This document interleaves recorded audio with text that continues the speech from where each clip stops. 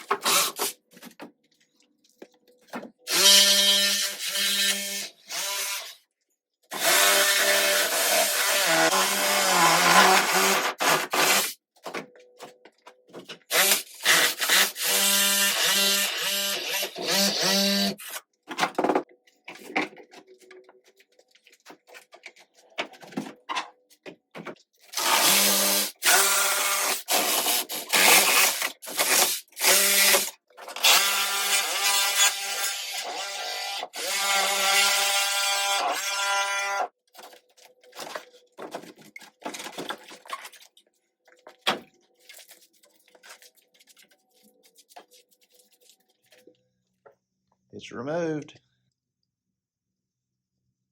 Now to go and put the new one in.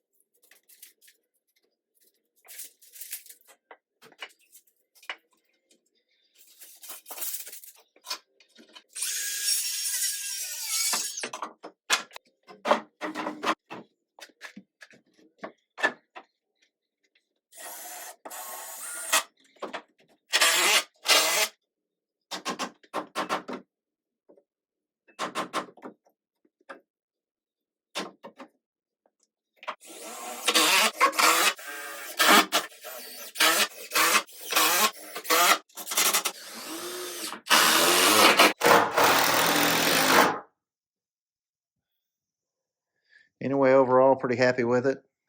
All the structural stuff has been taken care of, and so hopefully we'll just be replacing a few more floor joists, jacking this up over here and over here, securing that, and hopefully be getting some subflooring on here pretty soon. Anyway, thanks for watching, and we will see you on the next one.